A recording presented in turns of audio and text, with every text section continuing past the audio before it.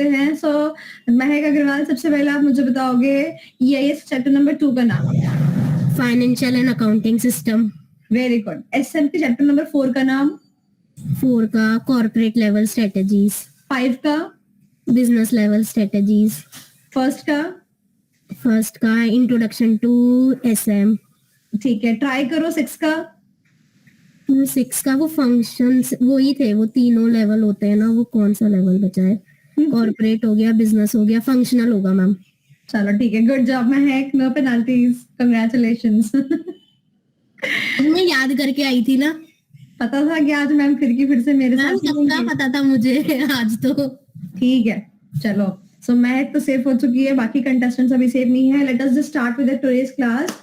आज का टारगेट क्या है, हम टारगेट डिसाइड करते हैं। सबसे पहला टारगेट हमारा होगा कि हम EIS में जो A पार्ट है ई कॉमर्स के रिलेशन में, हम वो कवर करेंगे, ठीक है। And then will move to SM, ठीक है, चैप्टर नंबर 5 के ऊपर, चैप्टर नंबर 6 के ऊपर as a time permits.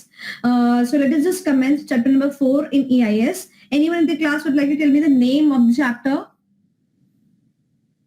E-commerce, M-commerce and emerging technologies. Very good.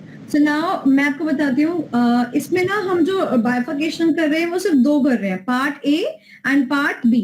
So I'm sharing my screen and as you can see मैंने यहाँ पर ना आपको पार्ट A और पार्ट B मेंशन करके दिया है। चैप्टर नंबर 4 के 2 पार्ट्स है, ठीक है, part A and part B. Part A में हमारे को सिर्फ 10 टॉपिक करने हैं और पार्ट B में हमारे को सिर्फ 10 टॉपिक करने हैं। ओनली 10, बस ज्यादा नहीं है, ओनली 10 है ना, 10 टॉपिक है बस, ज्यादा थोड़ी है। और कहा कुछ भगवान ने हमसे ज्यादा मांग लिया। कहने को तो ये 2 मतलब 1 चैप्टर है, बट रियलिटी बताऊं तो ये 2 चैप्टर के बराबर है ना।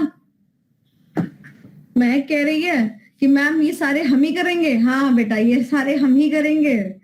ओके, चलिए सबसे पहले मैं आपको बताती हूँ part A of the chapter. Part A किसके बारे में है? पार्ट A है ई कॉमर्स के बारे में, right. Any student in the class जिसको कि नहीं पता हो कि ई कॉमर्स क्या होता है, अब बताओ जरा मुझे, कौन है वो मैं जानना चाहती हूँ, मिलना चाहती हूँ, जिसने अमेजोन जैसे प्लेटफॉर्म से शॉपिंग नहीं करी है। मैं भी जरा देख लूं, है कोई महानुभाव? क्या कह रहे हो बच्चों कि जब मैम पास हो जाएंगे तो हम इसी अमेजोन को यूज करके आपको मिठाई का डब्बा भी भेजेंगे? Very good. क्या सोच है आपकी? मतलब ई कॉमर्स मैम पढ़ाती है तो ई कॉमर्स प्लेटफॉर्म का इस्तेमाल करके ही मैडम के लिए मिठाई का डब्बा भेजेंगे, ठीक है। ध्यान से गिफ्ट भी ध्यान से साथ में भेज देना, ओके। चलो, सो ई कॉमर्स जो हमारा है वो कंपैरेटिवली इजी है, क्योंकि आप लोगों को लगता है ई कॉमर्स आप इस्तेमाल करते हैं तो शायद आप लोगों को समझ में भी ज्यादा आता है। With respect to emerging technologies वो आपको थोड़ा हेवी लगता है, बिकॉज आप जो है टेक्नोलॉजीज इतना ज्यादा यूज नहीं करते हो। टेक्नोलॉजीज जो है हमारे फाइनेंशियल एंड अकाउंटिंग फील्ड्स के ज्यादा इस्तेमाल नहीं होती हैं, तो शायद हो सकता है आपको थोड़ी हेवी लगे। तो पार्ट A और पार्ट B में अगर मैं कहूँ तो मैं पार्ट B पे ज्यादा फोकस करूंगी comparatively with the part A। Is that clear? आगे चलते हैं। सबसे पहले बात करते हैं हम पार्ट A की। तो पार्ट A में हमारे पास भी 10 टॉपिक है, ठीक है, ओके। एंड मैं सबसे पहले आपको बताती हूँ कि ऐसे हम क्या क्या करने वाले हैं। हमारे 10 टॉपिक में से जितने भी हमारे आसान टॉपिक होंगे, लेमन वाले टॉपिक होंगे, हम उनको जस्ट ऊपर से करेंगे। जहां मुझे लगेगा कि जो टॉपिक बहुत इंपॉर्टेंट है इस टाइम के लिए, हम उसको बहुत अच्छे से करने वाले हैं। As far as the topics which came in the previous attempts are, e-commerce में हमारे पास जो टॉपिक नंबर 5 है, आर्किटेक्चर ऑफ ई-कॉमर्स, ये हमारा लास्ट अटेम्प्ट में ही आया था नवंबर 22 के अंदर, ओके। सो ये वाला क्वेश्चन अब रिपीट मोड पे नहीं आएगा, ओके। हाँ, बट MCQ में आ सकता है, ठीक है। तो MCQ के लायक आपको करवा दूंगी। Is that clear? चलिए शुरू करते हैं ये 10 टॉपिक को लेके अपनी प्रैक्टिस। सबसे पहला टॉपिक आता है ई कॉमर्स वर्सेस ट्रेडिशनल, यानी कि वो बगल की दुकान जिससे हम मैगी का पैकेट लाते हैं, versus any platform which is run on the online mode. तो क्या आप में से कोई ऐसा बच्चा है जो कि इसका डिफरेंस नहीं लिख पाएगा? है कोई ऐसा? एनीवन इन द क्लास जो कि ऐसा हो जिसका डिफरेंस नहीं लिख पाएगा? सबको समझ में आता है डिफरेंस बगल की दुकान के बीच में और अमेजोन के बीच में? यस और नो? अब मैं आपको थोड़ा एग्जाम के रिस्पेक्ट में बता देती हूँ, ठीक है। एग्जाम के रिस्पेक्ट में आपने सबसे पहला ना ये वाला पॉइंट कर लेना है, मीनिंग, ठीक है। और उसके बाद में आपने करना है सीधा ये वाले पॉइंट्स जो कि अमेंड होके मई 21 में हमारे कंटेंट में ऐड हुए। मैं आपको बता दूं कि इसके हमारे पास ना ये टॉपिक पहले से था, मई के से पहले से टॉपिक था, ठीक है, पर उस टॉपिक के अंदर ना सिर्फ और सिर्फ 5 पॉइंट्स थे, मीनिंग के साथ में ये वाले पॉइंट, ठीक है। बट उसके बाद क्या हुआ, अमेंडमेंट आई और ये वाला जो पूरा पेज है ना, ये सारा पेज जो है ऐड हो गया इन द अमेंडमेंट। ओके, तो आपको एग्जाम में क्या लिखना है, आपको एग्जाम को ये समझा देना एग्जामिनर को कि हमने ना सारी अमेंडमेंट्स कवर कर रखी हैं, इसीलिए आप जो है जो ये वाले पेज के जो डिफरेंसेस हैं, आप ये वाले पेज के डिफरेंसेस एग्जाम में करके आएंगे। एनी स्टूडेंट जिसको कि कोई भी पॉइंट में दिक्कत हो, क्योंकि मैंने आपसे कहा था कि आप पढ़ के आएंगे इस चैप्टर को, राइट? कोई भी दिक्कत है इस क्वेश्चन में, यस और नो? नो, चलिए आगे चलते हैं। Okay, then very next question is benefits and disadvantages. Benefits and disadvantages, or you can say the benefits or the limitations of the e-commerce. अब इसमें से मुझे ऐसा लगता है कि जो ये वाला पार्ट है ना, डिसएडवांटेज वाला जो पार्ट है इसमें से, ठीक है, तो ये मुझे लगता है शायद एग्जाम में आ सकता है। ओके, चलो अब बात करते हैं बेनिफिट्स की और डिसएडवांटेजेस की। मैं आपको याद करने का तरीका दे रही हूँ, ध्यान से मेरी बात सुनेंगे। आप मुझे बताओ, वैसे तो आपको बेनिफिट्स पता है क्या है, बट मैं आपको बताऊं कि जब हम इस चैप्टर की बात करते हैं या हम इस सब्जेक्ट की बात करते हैं ना कहीं हमारे को स्टडी मैट को फोकस रखना पड़ता है, कहीं ना कहीं, राइट? तो ध्यान से मेरी बात सुनना, बेनिफिट्स ऑफ ई कॉमर्स। आप में से मुझे वंश बताएगा। वंश, एक बात बताओ, ई कॉमर्स में कौन दो लोगों का इंटरेक्शन हो रहा है? जो बेच रहा है उसका नाम क्या है? सेलर। और जो खरीद रहा है उसका नाम क्या है? बायर। Very good. तो बेनिफिट भी किसका होगा? या तो सेलर, बायर का होगा, या तो बायर का। तभी तो दोनों ई कॉमर्स प्लेटफॉर्म यूज करेंगे, बोलो हाँ कि ना? और साथ ही में गवर्नमेंट को भी फायदा हो रहा है। गवर्नमेंट को कैसे फायदा हो रहा है? अगर ये ई कॉमर्स प्लेटफॉर्म है तो सब कुछ दिखकर बिकेगा, वरना सब कुछ दिखकर नहीं बिकता, टेबल के नीचे से बिकता है। Is that clear? बोलो हाँ कि ना? तो ऐसे कौन कौन से पार्टीज हैं जिनको की बेनिफिट्स होगा? खरीदने वाला, बेचने वाला और गवर्नमेंट। खरीदने वाला, बेचने वाला और गवर्नमेंट। Is that clear? बात समझ आ गई? मैंने यहाँ पे निमोनिक भी दे रखा है आपको याद करने के लिए, कर लोगे? Any problem?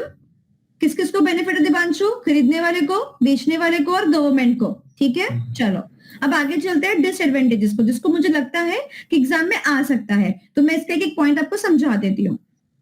सबसे पहला पॉइंट आता है इंटरनेट कनेक्शन। मुझे बताओ, कोई ऐसी वेबसाइट है क्या जो बिना इंटरनेट के चल जाएगी? नहीं ना। तो सबसे पहले क्या चाहिए? इंटरनेट कनेक्शन चाहिए।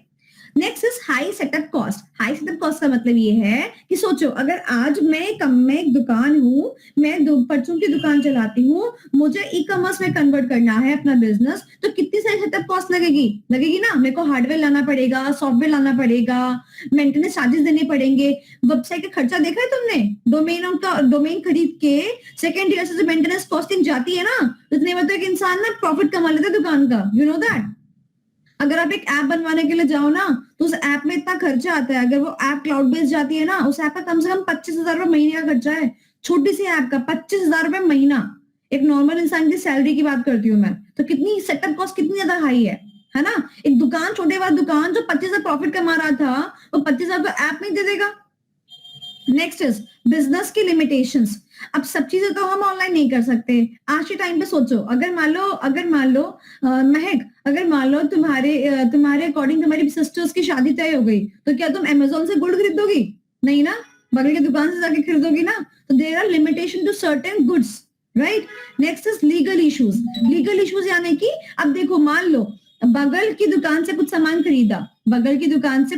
खरीदा, ठीक है, तो आपको पता है क्या है, एक लॉजिक समझ में आता है कि मेरे को सामान समझ में नहीं आया ना, तो मैं बगल वाले को मुंह पे फेंक के मार के जाऊंगा, क्योंकि तो बगल वाला है ना, राइट। इतना ही सही लॉ एप्लीकेबल होता है।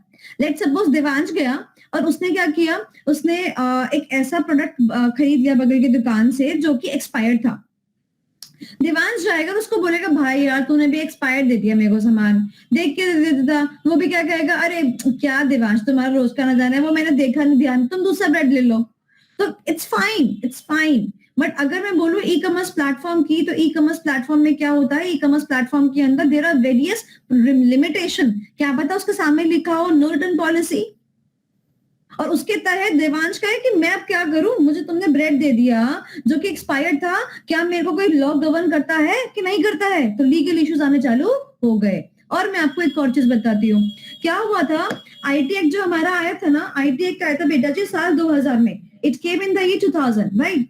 एंड जो ये आईटी एक्ट आया ना, इस आईटी एक्ट में मेजरली हमारा जो गवर्नेंस करने का हमारा जो रीजनिंग था ना, वो ये था कि हम अपनी ट्रांजैक्शन, जो अपनी ऑनलाइन ट्रांजैक्शन थी, उसकी ऑथेंटिकेशन चाहते थे। प्लस प्लस साथ ही में हम इस बात की भी ऑथेंटिकेशन चाहते थे कि जितनी भी चीजें ऑनलाइन प्लेटफॉर्म पे हो रही हो, तो कल को अगर उसको लेके कोर्ट जाना पड़े तो हमारे पास में इस बात की ऑथेंटिसिटी हो कि हम इन चीजों को कोर्ट लेके जाके घसीट सके। से फॉर एग्जांपल तुमने रजिस्ट्रेशन कराया क्रैश कोर्स का, ठीक है, पैसे पे कर दिए, ठीक है, मैंने यहाँ से आप लोग को मेल भेजा that your registration has been confirm, भेजा, विच मीन्स कि आपने पूरे पैसे दे दिए, राइट? अब अगर मान लो मैं कल को आपको अपनी क्लास प्रोवाइड ना करूं, ठीक है, तो क्या हुआ, आपके पास एक मेल आया पड़ा है ना, आप कोर्ट में जाके इस मामले को घसीट सकते हो, क्योंकि ईमेल में दिया गया इंफॉर्मेशन को भी क्या माना गया, ऑथेंटिकेबल इंफॉर्मेशन माना गया, अंडर द आईटी एक्ट माना गया। बट अगर मान लो इस ईमेल में लिखा हुआ कोई भी जो वर्ड है, वो कोई भी वर्ड जो भी आप लिखते हो, कंफर्मेशन है, अगर वो कोर्ट में ले जाने योग्य नहीं होती, तो क्या उस ईमेल का कुछ वैल्यू होता? कोई वैल्यू नहीं होता। सो ये आईटी एक्ट इन चीजों को वैल्यू करने के लिए तो आया कि ऑनलाइन कोई धोखा ना हो जाए, ऑनलाइन कोई चीजें आपके साथ में खराब ना हो जाए। Is that clear? तो लीगल इश्यूज बहुत ज्यादा थे। Okay, next is cultural impediments. Impediments का मतलब होता है ऑब्स्टेकल। अगर आपको वर्ड इम्पेडिमेंट्स याद नहीं होता तो आप ऑब्स्टेकल याद कर सकते हो। ऑब्स्टेकल तो आप समझते ही हो, राइट? तो हमारे यहाँ पे क्या है ना कि हम लोग आज भी अपना क्रेडिट कार्ड कहीं ना कहीं इस्तेमाल करने से टेंशन में आ जाते हैं। बड़े लोग जो होते हैं ना, वो आज भी कहते हैं कि नहीं यार, कैश में ही काम कर लेते हैं, क्या ये ऑनलाइन वेबसाइट से मंगाना है ना, और पता नहीं शिमला मिर्च कैसी आ जाएगी, उसमें कीड़े ना निकल जाए। मतलब अगर ठेले से खरीदोगे तो शिमला मिर्च अच्छी आएगी, अगर एक प्लेटफॉर्म से खरीदोगे तो शिमला मिर्च के कीड़े निकल सकते हैं। So this is culture impediment, एक ऑब्स्टेकल अभी भी कहीं ना कहीं है। और last but not least, security concerns तो है ही है। सिक्योरिटी कंसर्न क्यों है? क्योंकि हमारे पास बैठे हुए हैं ऐसे लोग, कैसे लोग बैठे हुए हैं, उनको बोलते हैं स्पाईवेयर्स बोलते हैं, यानी कि ऐसे लोग, ये लोग ऐसे हैं जो कि निगाह रखते हैं। कैसे निगाह रखते हैं? करो आप कोई ट्रांजैक्शन और हम आपका पासवर्ड या फिर आपका पिन कोड या फिर आपका ओटीपी लेने के लिए बैठे हैं, हम करेंगे इसका मिसयूज। तो सिक्योरिटी कंसर्न तो होता ही है ना, हाँ कि ना? कई बार लगता है कि यार इससे अच्छा तो बगल की दुकान से जाके खरीद लेते, इतना ज्यादा सिक्योरिटी कंसर्न रहता है। ओके, तो अभी सारे पॉइंट याद कर लोगे। इसमें याद रखिएगा, एग्जाम के टाइम पे अगर ये क्वेश्चन आता है बेटा जी, तो आपने क्या करना है, ई कॉमर्स की डेफिनेशन का मीनिंग देना है, राइट? फिर उसके बाद लिखना है दैट ई कॉमर्स के बहुत सारे बेनिफिट्स हैं, किस किस को, कस्टमर को, बेचने वाले को और गवर्नमेंट को। But despite of these benefits हमारे पास में कुछ ना कुछ डिसएडवांटेजेस भी हैं, and these are as follows. फिर आप डिसएडवांटेजेस को लिखोगे, और जो हेडिंग यहाँ लिखी है वही हेडिंग आपको एग्जाम में इस वाले क्वेश्चन में टेप के आनी है, टेप के नहीं, चेप के आनी है। ओके, चलो। सो मैं तो एक्चुअली क्या है ना, ये वाला जो मेरे वोकैबुलरी है, चेप के आनी, टेप के आनी है, तो मैं बच्चों से सीखती हूँ ना, तो इसकी एप्लीकेबिलिटी कभी कभी खराब हो जाती है। चलो आ जाओ वापस से चार्ट के ऊपर। तो हमारे पास में जो टॉपिक्स थे, उन टॉपिक्स में से सबसे पहले ई कॉमर्स वर्सेस ट्रेडिशनल चला गया, बेनिफिट्स एंड डिसएडवांटेजेस चले गए। अब बात करते हैं बिजनेस मॉडल्स एंड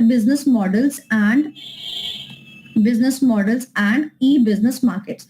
अब मुझे लगता है कि जो ये वाला टॉपिक है ना, इस वाले टॉपिक में से मुझे ऐसा लगता है कि आपको मिल सकता है देखने को 2 नंबर का क्वेश्चन देखने को मिल सकता है, ठीक है? तो ध्यान से समझेंगे। ई बिजनेस मार्केट्स, ऐसा कोई स्टूडेंट जिसको कि बिजनेस के मार्केट्स में कोई दिक्कत हो? यहां से शुरू करते हैं बिजनेस मार्केट। ये देखिए, है कोई ऐसा बच्चा जिसको कोई दिक्कत हो? है कोई बच्चा? मैं बहुत ही स्पीड में जा रही हूँ, ध्यान से सुनेंगे। दुकान अगर बगल में खुल जाए तो दुकान, और यही दुकान ऑनलाइन खुल जाए तो ई दुकान, ठीक है? मॉल बगल में चले जाओ तो मॉल, अगर ऑनलाइन जाओ तो ई मॉल, जैसे कि अमेजोन एक मॉल है, पेटीएम एक मॉल है, राइट? ऑक्शन जब आपकी नॉर्मल होती है, जैसे कि आपकी उसमें हुई थी ना, वो कौन सी पिक्चर थी, विराट कोहली की शादी किससे हुई है, अनुष्का से, अनुष्का की और शाहिद कपूर की पिक्चर थी ना, एक जूते वाला काम किया था उन्होंने, उसका ऑक्शन दिया था।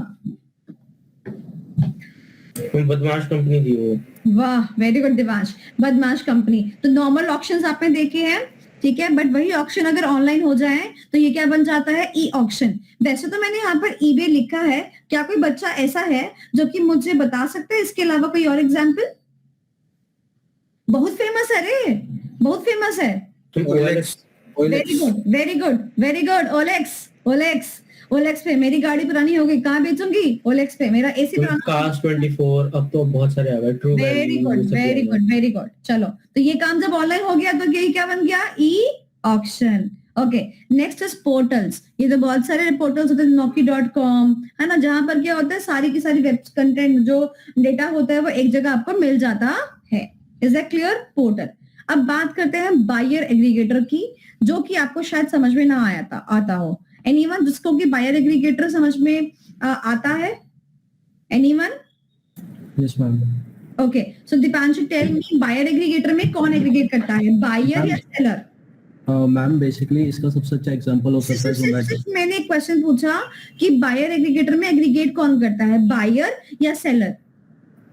सेलर। ओके, ओके, सो महक, नाम क्या है टॉपिक का, बायर एग्रीगेटर, और एग्रीगेट कौन कर रहा है, सेलर। सेलर। यही इस पॉइंट का जो है ना वो खूबसूरती है, ठीक है। ओके, बिल्कुल सही जवाब दिया दीपांशु ने, कंग्रेचुलेशन दीपांशु, आपका खाता खुल चुका है 11 रुपए से। डिफिकल्ट क्वेश्चन था, ध्यान से मेरी बात सुनेंगे। होता क्या है buyer aggregator? Buyer aggregator is the outcome, okay, for the buyer aggregator, यानी कि बायर सारे एक प्लेटफॉर्म पे आए, इसके लिए सेलर्स एक प्लेटफॉर्म पे आते हैं। जैसे कि मान लो हम चाहते हैं कि कस्टमर को जब भूख लगे तो वो हमारे प्लेटफॉर्म पे, जोमेटो पे आ जाए, ठीक है। इसीलिए तो क्या किया, सारे सेलर्स मिलके जोमेटो पर आ गए। तो बायर एग्रीगेटर में एग्रीगेट होता कौन है, सेलर, बट किसके लिए होता है, बायर को एग्रीगेट करने के लिए होता है। तो ये क्वेश्चन आपके एमसीक्यू में आ सकता है, क्योंकि वन शॉट आंसर वहां पे आपको देना पड़ेगा, राइट। श्वेता, आपको समझ में आया? Buyer aggregator is the outcome, पर बायर को एग्रीगेट करने के लिए कौन साथ में आता है, सेलर साथ में आते हैं। ओके, चलिए उसके बाद वर्चुअल कम्युनिटीज, ये तो बेटा आप मुझसे ज्यादा तो आप जानते हैं आजकल, है ना। श्वेता बहुत खुश हो रही है आजकल। श्वेता क्या हो गया, आज तूने पकौड़े खाए क्या? ओके, मेरा तो कोलेस्ट्रॉल बढ़ चुका है, मैंने तो छोड़ दिया पकौड़ा। आगे चलते हैं। Next is E marketing. Marketing अगर बगल में करी जाए, नॉर्मल करी जाए तो मार्केटिंग, अगर वही मार्केटिंग ऑनलाइन करी जाए तो वो क्या हो गया, e marketing. Is that clear? Even जब आप YouTube चलाते हो तो आपको कभी कभी पॉपअप में एड्स आते हैं, राइट, एंड बीच में भी एड्स आते हैं, that is also the part of the E marketing. अब बात करते हैं ई प्रोक्योरमेंट की।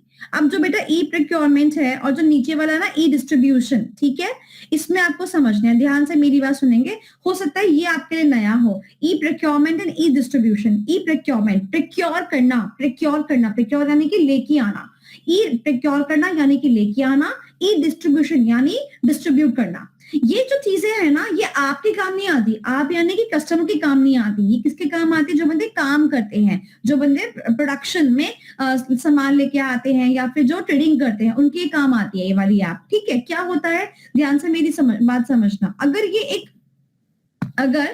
एक बंदा है, ठीक है, ये एक बंदा है ना, ये बंदा उसको अपने आउटपुट के लिए इनपुट चाहिए होता है, तो ये क्या करता है, इनपुट को प्रोक्योर करेगा, तो इनपुट को प्रोक्योर करने के लिए क्या करेगा, ये एक ऐप का इस्तेमाल करेगा कि भैया मुझे ये सामान चाहिए इतने बजे, इतनी क्वांटिटी में, एक्सेट्रा एक्सेट्रा।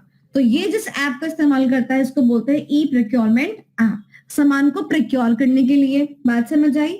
सिमिलरली एक बंदा है जो कि क्या करेगा, अपने सामान को बेचेगा। जैसे कि connect India is a very very very popular example. इस ऐप में क्या होता है, एक बंदा होता है, इसको अपना सामान डिस्ट्रीब्यूट करना होता है, ठीक है। अभी डिस्ट्रीब्यूटर बन गया, इसको पता है, let's suppose is a wholesale कि इसके ना 4 रिटेलर्स हैं, A, B, C and D। इसको पता है कि रिटेलर ए मुझसे 100 किलो माल लेता है, बी मेरे को नॉर्मली 50 किलो लेता है, सी अपने अकॉर्डिंग लेता है और डी में से 20 किलो माल लेता है, ठीक है। तो क्या होगा, जैसे ही इसके पास सामान आएगा ना, जैसे इसके पास सामान आएगा, ये ऐप के अंदर ऑटोमेटिकली कोडिंग करके रखेगा कि उसका उसमें से 100 किलो यहाँ पहुंच जाए, 50 किलो यहाँ पहुंच जाए, 20 किलो यहाँ पहुंच जाए, और सी के पास रिक्वेस्ट चली जाए कि वो अपना क्वांटिटी मेंशन कर दे ताकि हम उसको सेंड कर सके। तो सारा काम किसके थ्रू होता है, ऐप के थ्रू होता है। इसको बोलते हैं ई डिस्ट्रीब्यूशन। ओके मैम, तो टेक्निकली ये ई प्रोक्योरमेंट डिस्ट्रीब्यूशन में मैं लिंक कराता है टू द प्रोवाइडर, मतलब जिसको क्या जरूरत है, राइट। डिस्ट्रीब्यूशन का मतलब क्या है कि आप अपने माल को डिस्ट्रीब्यूट करोगे, राइट। तो बेसिकली होलसेलर जो होता है रिटेलर्स के साथ में रहता है, मैन्युफैक्चरर होलसेलर के साथ में रहता होगा। Okay, got it. Okay, so we are done with the business market, ठीक है। अब ध्यान से मेरी बात सुनेंगे। ये जो है ना, ये जो था आपका point e mall, e mall में ई मॉल की दो बाइफर्केशन है, general mall and specialised mall. इसको ध्यान से करेंगे, एमसीक्यू में आ सकता है। ई मॉल के दो टाइप क्या है, अगर मॉल के अंदर सब कुछ मिले तो वो क्या मिल गया, वो क्या हो गया, जनरल मॉल। और मॉल के अंदर से स्पेशलाइज्ड चीजें ही मिले तो वो क्या हो गया, आपका स्पेशलाइज्ड मॉल। जैसे कि 99 acres, this is a specialised mall. यहाँ पर क्या मिलती है, सिर्फ और सिर्फ प्रॉपर्टीज, है ना दिवांश? No idea. दिवांश कह रहे हैं मैम अभी इतना मैं अमीर नहीं हुआ कि मैं प्रॉपर्टियां खरीदूं, इसलिए मैंने कभी विजिट नहीं करा। Okay, so 99acres.com deal with the buying and selling of the property and the housing exclusively, right? Okay, so exam में आ सकता है कि मॉल के दो टाइप कौन से होते हैं, specific mall and general mall. MCQ के लिए इंपॉर्टेंट है। ओके, अब ध्यान से मेरी बात सुनना। अब हमारे पास में ना जो नेक्स्ट पेज आता है उसके अंदर उन्होंने क्या किया, जो हमारे ये जो सेलिंग और बाइंग चल रही है ना, ये किस किस के बीच चल रही है उसका रिलेशनशिप दिखाया। देखो यहाँ पर आ जाओ, देखो ये देखो, ये देखो किस किस के बीच सेलिंग चल रही है। ये देखो सेलिंग चल रही है B2C, B2C यानी कि business to customer, business to customer. बात समझ आई? बोलो हाँ कि ना। जैसे कि example e shop, e shop, e shop का ये मतलब यानी कि आप गए दुकान पे, गए कौन सी दुकान, ऑनलाइन दुकान, ठीक है। जैसे कि नायका क्या है, ऑनलाइन दुकान है। आप गए वहां पर और आपने क्या किया, परचेज कर लिया, तो बिजनेस ने आपको बेचा, बिजनेस ने आपको बेचा, तो business is equal to B और सेलिंग किसको हुई, 2C। तो ये क्या रिलेशनशिप बन गया, B2C।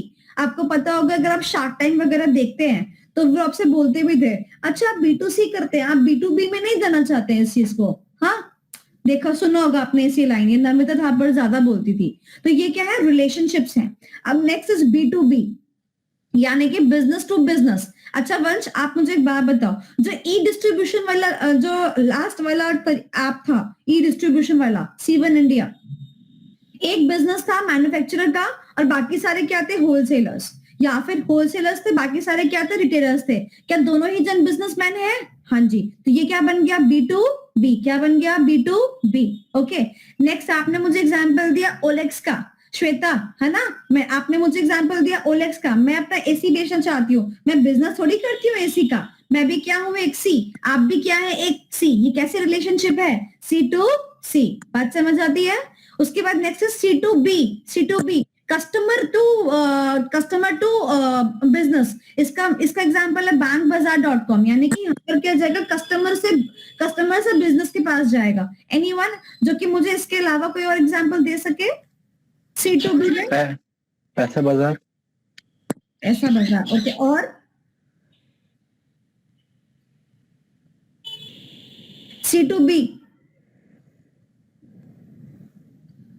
C2B का कोई और एग्जांपल? मैम कोई स्टॉक मार्केट का प्लेटफॉर्म आई गेस। हाँ definitely Vansh, right. Okay, next C2G, that means customers to the government. जितनी भी आप ई फाइलिंग वगैरह करते हैं वो इसी प्लेटफॉर्म की वजह से करते हैं। नेक्स्ट इज G2C, जो गवर्नमेंट ऑफ इंडिया आपको प्रोवाइड कराती है, इवन आपके आधार कार्ड की वेबसाइट हो गई, ये सारी वेबसाइट उसके अंदर आती हैं। नेक्स्ट इज योर B2G यानी कि business to government, right, directly government को वो क्या करती है, सर्व करती है। तो अब क्या करना है आपने, उन्होंने क्या बोला आपको कि जितनी आपने चीजें पढ़ी ना, ये ई शॉप, ई मॉल, ई ऑक्शन, इसने बोला कि ई शॉप कौन कौन सा हो सकता है, क्या ये B2C हो सकता है? डेफिनेटली हो सकता है, इसीलिए ये यहाँ पर आया ई शॉप। ठीक है, उसने बोला क्या ई शॉप, क्या इशू, क्या आगे देखो, क्या ई शॉप B2B हो सकता है? बोलो हाँ कि ना, B2B हो सकता है ई शॉप? बोलो ना। मैम हो सकता है। बताओ एग्जाम्पल। एग्जाम्पल, आपको कोई चीज मार्केट से जो है वो महंगी मिल रही है, आपको ई शॉप में हमने देखा वो सस्ती मिल रही है। जैसे आजकल फोन वाले, वो लोग अमेजोन से फोन मंगा के यहाँ पे बेचते हैं। हाय हाय महक, दर्द ऊपर आ गया। डेफिनेटली, तो we can put it here. Next, e shop C2C हो सकता है? कभी भी नहीं हो सकता। That means there has to be a seller, right? तो C2C नहीं हो सकता, C2B भी नहीं हो सकता, कस्टमर आके तो नहीं बेचेगा, राइट? सो ऐसे करके इन्होंने बाइफर्केशन बनाई है। तो आपने क्या करना है, आपने क्या करना है, ध्यान से मेरी बात सुनिए। बजाय इस टेबल को रटने के लिए, बजाय इस टेबल को रटने के लिए आपने क्या करना है, ध्यान से मेरी बात सुनिएगा। ये क्वेश्चन आपके MCQ में आ सकता है और वहां पर आप क्या करेंगे, वहां पर जो भी आपको टर्मिनोलॉजी दे रखी है, से फॉर एग्जांपल ई प्रोक्योरमेंट, ठीक है, तो आप ई प्रोक्योरमेंट के बारे में सोचिए, ये क्या होता है। अच्छा, ऐसा होता है कि मुझे अगर कोई सामान चाहिए, मैं कौन, मैं बिजनेस वाला, ओके बिजनेसमैन, तो B2 समथिंग आ गया। और किसको सामान चाहिए तो वो क्या करता है, ऑनलाइन जो है खरीद लेता है किसी और से, यानी कि वो कौन होगा, वो भी एक बिजनेस वाला ही होगा, यानी कि B2B तो उसमें है। तो ऐसे करके आपको पूरा कहानी सोचना पड़ेगा और उसके बाद देखना पड़ेगा कि जितने आपके पास ऑप्शंस है, कौन सा ऑप्शन सही है, कौन सा ऑप्शन गलत है। ठीक है, G stands for the government, ध्यान रखेंगे, गवर्नमेंट वाला क्वेश्चन इंपॉर्टेंट है इस बात के लिए। मैम ये OLX C2C नहीं हो, C2C भी कह नहीं सकते इसको अगर? हाँ, मैं तो OLX और C2C कह रही हूँ, मैंने कब मना किया? हाँ जी। हाँ, ओके। नेक्स्ट इज योर, आ जाओ उसके अंदर, ये आपका हो गया business models and E business markets. Next is the components. अब कंपोनेंट्स को लेके ना मेरी एक बात है जो हमेशा तुम ध्यान रखना, ठीक है? मेरी एक बात क्या है, ये आया था अमेंडमेंट आई थी मई 21 में, ठीक है? अब जो ये कंपोनेंट्स वाला क्वेश्चन है ना, इस क्वेश्चन की दिक्कत ये है कि जब एग्जाम में आएगा तो आपको ये नहीं पता चलेगा कि इसमें ये वाला आंसर लिखना है, ठीक है? तो इस क्वेश्चन में क्वेश्चन को पहचानना is very much important, question को पहचानना is very much important. Okay, तो मैं आपको कराती हूँ इस डायग्राम के थ्रू। देखो, सबसे पहले आसान भाषा में, मैंने पहले भी पूछा था, बताओ वाटर के कंपोनेंट क्या क्या होते हैं? Hydrogen and oxygen, hydrogen and oxygen. यानी कि वंश, यानी कि शशांक, अगर मुझे वाटर बनाना हो तो मुझे 2 मॉलिक्यूल्स ऑफ हाइड्रोजन चाहिए और 1 मॉलिक्यूल ऑफ ऑक्सीजन चाहिए, हाँ कि ना? सिमिलरली ध्यान से मेरी बात सुनिएगा, अगर मुझे ई कॉमर्स पे जाना हो, अगर मुझे यानी कि अब मैं कौन हूं, मैं हूं यहाँ पर बिजनेसमैन, तो अगर बीइंग अ बिजनेसमैन मुझे क्या करना हो, मुझे ई कॉमर्स पे जाना हो, तो मुझे क्या क्या चाहिए होगा कि मैं ई बिजनेस प्लेटफॉर्म पर आ सकूं, ठीक है? तो सबसे पहले मुझे क्या चाहिए होगा कि भैया मेरे ऐप को इस्तेमाल करेगा कि नहीं करेगा? तो ये देखो, वंश जैसा सुंदर दिखने वाला लड़का कहता है कि क्या कोई यूजर होंगे कि नहीं होंगे, तो मुझे यूजर्स चाहिए होंगे। उसके बाद मुझे एक डोमेन चाहिए होगा, एक ऑनलाइन एक URL चाहिए होगा जिस पर कि मैं अपनी वेबसाइट को क्या करूंगा, रिफ्लेक्ट करूंगा। आपके पास अभी प्रेजेंट एक बहुत सा डोमेन है, वेंडर्स हैं जैसे कि flipkart.com, amazon.com, snapdeal.com। और क्या चाहिए होगा, मुझे टेक्नोलॉजी चाहिए होगी। क्या मैं बिना टेक्नोलॉजी के ई कॉमर्स सोच सकती हूँ? कभी भी नहीं सोच सकती। नेक्स्ट, इंटरनेट चाहिए होगा। क्या मैं एक नेटवर्क के बिना ई कॉमर्स प्लेटफॉर्म बिल्ड कर सकती हूँ? और अगर बिल्ड करूंगी क्या वो यूजेबल होगा? नहीं। तो ई कॉमर्स में internet is mandatory. Next is web portal चाहिए होगा मेरे को एक, एंड लास्ट इज मेरे को पेमेंट गेटवे चाहिए होगा। आप में से कितने बच्चे ऐसे हैं जिन्होंने मेरी वेबसाइट से डायरेक्टली कभी कोई सामान खरीदा है? डायरेक्टली मेरी वेबसाइट पे गए, आपने वहां पेमेंट करी, कौन है? Anyone in the class? Directly मेरी वेबसाइट से परचेज किया? शशांक, तो आपने लास्ट में जाके देखा, जब आपने इसको कार्ट में डाल दिया, कार्ट में डालने के बाद में पेमेंट लिखा हुआ गया कि आपका पेमेंट इतना बनता है, फिर आपने क्या किया, उस जो भी ऑप्शंस थे, डेबिट कार्ड से पे करना है, इससे पे करना है, आपने उसे पे कर दिया होगा। That was the payment method. तो जो वो पेमेंट मेथड आया ना लास्ट में, उसको क्या बोलते हैं? Payment gateway. So can you imagine any e commerce website without a payment gateway? No, ऐसा नहीं हो सकता। Every e-commerce website is having a payment gateway. So we have 6 components. How many components?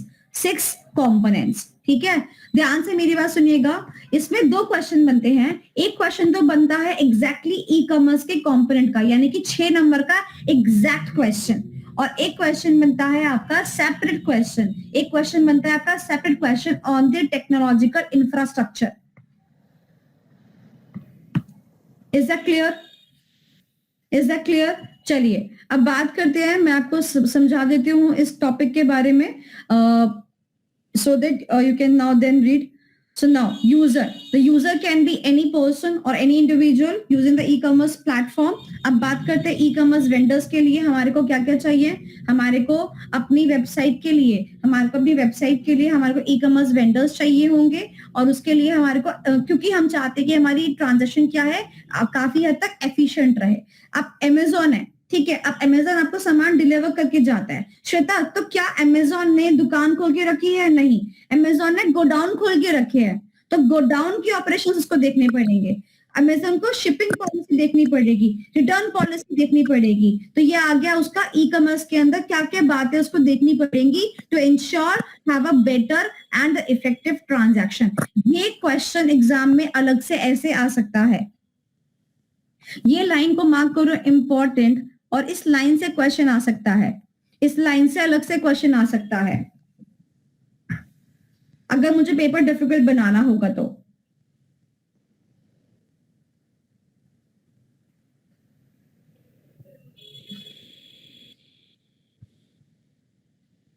Okay, next is technology infrastructure. ये मैं आपको समझाने वाली हूँ अच्छे से, बिकॉज इसके ऊपर क्वेश्चन अलग से आई कैन एक्सपेक्ट, और this is important for this attempt. It can come, क्योंकि इसके अराउंड क्वेश्चन रोम कर रहा है। लास्ट टू लास्ट अटेम्प्ट इसमें से क्वेश्चन आया था मोबाइल ऐप के ऊपर। ओके, ध्यान से मेरी बात सुनेंगे। टेक्नोलॉजी में क्या क्या चाहिए मेरे को? 4 चीजें चाहिए, ध्यान से सुनना। एक सिस्टम चाहिए, ठीक है, एक सिस्टम चाहिए, बोलो हाँ कि ना। अब जैसे ही मैंने कहा एक सिस्टम चाहिए, तो यार एक सिस्टम तो उसको चाहिए होगा ना जो छोटे लेवल का इंसान होगा। यहाँ हम किसकी बात कर रहे हैं? यहाँ तो हम ई कॉमर्स की बात कर रहे हैं, तो एक सिस्टम यानी कि कंप्यूटर। बट अगर मैं बोलूँ कि मुझे बड़ा सिस्टम चाहिए जो कि सारे सिस्टम्स को गवर्न कर सके, यानी कि मुझे कुछ ऐसा चाहिए कि ये सारे सिस्टम्स हैं, और मुझे एक सिस्टम मेरा ऐसा चाहिए जो सबको क्या कर दे, सिस्टम को कनेक्ट कर दे, यानी कि मुझे क्या चाहिए? एक सर्वर सिस्टम चाहिए। अब बच्चा क्या करता है, वहां पे लिख के आएगा खाली कंप्यूटर।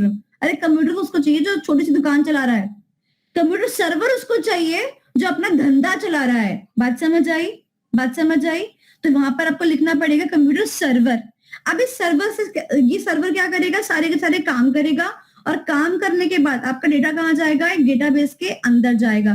तो आपको क्या चाहिए? एक डेटा बेस चाहिए। तो सबसे पहले आपको क्या चाहिए? Computer server and data base चाहिए। सारा कंटेंट कहाँ जाएगा? डेटाबेस के अंदर। आपको पता है ये डेटाबेस क्या हो सकता है? ऑनलाइन भी हो सकता है, जिसको कि हम क्लाउड कहते हैं, और डेटाबेस ऑफलाइन भी हो सकता है। अगर मान लो मैं अपना सारा का सारा डेटा अपनी उसमें क्या नाम है हार्ड डिस्क ड्राइव में कलेक्ट करके रखती हूँ, तो वो भी तो डेटाबेस ही हुआ, नहीं तो फिर क्लाउड पे रख सकती हूँ। Is that clear? चलो, सो हमारे को सबसे पहले क्या चाहिए? कंप्यूटर सर्वर चाहिए। कंप्यूटर नहीं चाहिए, कंप्यूटर सर्वर चाहिए, mark my words, and a database चाहिए। इतनी बात समझ आती है? सेकंड, मुझे क्या चाहिए? मोबाइल ऐप चाहिए। Can you imagine any e commerce website without a mobile app? क्यों? क्योंकि आज के टाइम पे आप में से शायद ही कोई होगा जो कि वेबसाइट पे जाके अमेज़न को ऑर्डर डालता है। सारे के सारे यूजर कहाँ जाते हैं? ऐप पे जाते हैं। जाते कि नहीं जाते हैं? अमेज़न की ऐप से आपने शॉपिंग करी होगी, बताओ कोई ऐसा है जिसने वेबसाइट से भी शॉपिंग करी है कोई? नहीं ना। इसीलिए mobile app is one of the mandatory element. तो आपको क्या करना पड़ेगा? टेक्नोलॉजिकल ग्राउंड्स में मोबाइल ऐप को डालना ही पड़ेगा। ठीक है, बाकी के बाइफरकेशंस मत पढ़िए, क्योंकि इस पे क्वेश्चन आ चुका है। ये मोबाइल ऐप के बच्चे हैं 5, इन पर क्वेश्चन आ चुका है, तो जरूरत नहीं है करने की, आप छोड़ सकते हैं। Next is digital library. आपको चाहिए। आपको पता है लाइब्रेरी क्या होती है? Can you tell me what is a library? What is a library? Normal library. आप मुझे बता सकते हैं नॉर्मल लाइब्रेरी क्या होती है? Anyone in the class? What is a normal library? Tell me, be quick. जहाँ बहुत सारे बुक होते हैं पढ़ने के लिए। बस जहाँ बहुत सारी बुक होती है पढ़ने के लिए, यानी कि आपने स्कूलों में देखा होगा सारी की सारी बुक कहाँ स्टोर की जाती है, लाइब्रेरी के अंदर। कहानी की, किताबों की, सबकी चीजें कहाँ मिलेगी आपको, लाइब्रेरी के अंदर। कभी कभी तो जो 8वीं कक्षा का बच्चा होता है ना, वो 12वीं कक्षा को देखने के लिए कि वहां पे क्या आने वाला है, तभी वो लाइब्रेरी पहुंचता था देखने के लिए कि क्या क्या मेरे को आगे पढ़ने को मिलेगा, right. So that was a kind of books library, right. अब यहाँ पर हम क्या कर रहे हैं, डिजिटल लाइब्रेरी। क्या बोल रहे हैं, डिजिटल लाइब्रेरी। मेरी बात ध्यान से सुनिएगा, मैं आपको विद एग्जांपल समझा रही हूँ, ठीक है। आप लोगों ने अमेजोन पे जाके बहुत कुछ शॉपिंग करी होगी, ठीक है, तो मैं आपको उसी का एग्जांपल से समझाती हूँ आपका डिजिटल लाइब्रेरी क्या होता है, ठीक है। I am sharing my screen. ये देखो, ये आपके सामने एक मोबाइल फोन का देखो एक आया होगा ऑप्शन। मैंने ना अमेजोन को बोला कि मुझे मोबाइल दिखाओ, तो अमेजोन ने मुझे तो सारे मोबाइल दिखा दिए। अब मैं क्या कर सकती हूँ, अब मैं किसी भी एक मोबाइल पे क्लिक कर सकती हूँ, ठीक है, किसी भी मोबाइल पे क्लिक कर सकती हूँ, मैंने कर दिया। अब देखो यहाँ पर ध्यान से ये मोबाइल मेरे सामने आ गया। देवांश, ये मोबाइल मेरे सामने आया। इस मोबाइल की फोटो देखो, लेफ्ट हैंड साइड पे फोटो है, इवन यहाँ पे देखो वीडियो भी है। ये देखो, मैं इस वीडियो को भी प्ले कर सकती हूँ, हेलो दोस्तों, अमेज़न में आपका स्वागत है। आज हम बात करने वाले हैं दाम में कम और परफॉर्मेंस में दमदार सैमसंग गैलेक्सी M04 की। तो चलिए। उसके बाद में ये देखो, ये सारी फोटोज है, ये पीछे ऐसे दिखेगा, साइड से ऐसे दिखेगा, ये है। आप मुझे बताओ, ये सारा कंटेंट जो है वो कहीं ना कहीं तो सेव होगा वेबसाइट के अंदर। तो कहाँ सेव होता है, डिजिटल लाइब्रेरी के अंदर सेव होता है। क्या कहाँ पे सेव होता है वंश, डिजिटल लाइब्रेरी के अंदर सेव होता है। क्या इतनी बात समझ आई बच्चा पार्टी, अब याद रहेगा। और तो और मैं आपको बता दूं, तो देखो यहाँ पर जो आपको कंटेंट दिख रहा है ना, कौन सा कंटेंट, जैसे कि आप ये फीचर्स पढ़ते हो ना, अबाउट दिस आइटम, ये सब जो ये डेटा है जो आपके सामने आ रहा है कि इसके अंदर इतनी GB रैम है, जो कंटेंट लिखा हुआ है, ये लिखा हुआ कंटेंट भी कहाँ सेव होता है, डिजिटल लाइब्रेरी के अंदर। क्या इतनी बात समझ आई, डिजिटल लाइब्रेरी समझ में आ गया, कोई दिक्कत। अदनान अंसारी ने हैंड रेज किया है, यस अदनान। मैम, तो डाटाबेस में नहीं स्टोर होता ये सब? वेरी गुड क्वेश्चन, बिल्कुल वेरी गुड क्वेश्चन। चलिए मैं आपसे एक बात पूछती हूँ Adnan, I was actually expecting this question. आपके पास एक लैपटॉप है, ये एक सिस्टम है, ठीक है, कभी आपने यूज तो किया ही होगा। मैं आपसे एक बात कहती हूँ कि आप जो है एट लास्ट सिस्टम की मेमोरी यानी कि परमानेंट हार्ड डिस्क रखते हैं। एट लास्ट सामान किसके अंदर जाता है, उसके अंदर जाता है, उसको हम हार्ड डिस्क कहते हैं। यस और no. But we do have various apps installed on our system. Example, we have the whole MS Office, right? So many softwares, right? And even we have bifurcated our hard disk into small drives. क्यों करा हमने small drives के अंदर bifurcation? क्योंकि शायद हम चाहते हैं एलोकेशन करना चाहते हैं। ओके, अब ध्यान से मेरी बात सुनिएगा। ऐसा क्यों है कि जो आपने सामान डिलीट कर दिया वो जाके रिसाइकल बिन में स्टोर हो गया, क्यों? क्योंकि हमने कहा यही उसकी जगह है, राइट। सीधा परमानेंट मेमोरी से एक्सेस देना इज नॉट वाइबल। तो हमें क्या करना पड़ेगा, इसको क्या करना पड़ेगा, यहाँ पे सीमित करना पड़ेगा। तो हम क्या करते हैं, जब चीजों को सीमित करते हैं तो उसके अराउंड रखते हैं। ऐसा क्यों है कि आपके सिस्टम पे एक फोल्डर है माई डॉक्यूमेंट्स करके, सारे डॉक्यूमेंट आपको वहां पर दिखाता है। एट लास्ट तो डेटाबेस हिट होता ही होता है, बट वहां पर आप कहाँ पे स्पेसिफिकली एक्सेस कर पाते हो बिकॉज आपको माई डॉक्यूमेंट्स के अंदर एक्सेसिबिलिटी दी गई। So this is all about the system database at large, and then comparatively the all kinds of apps you're having.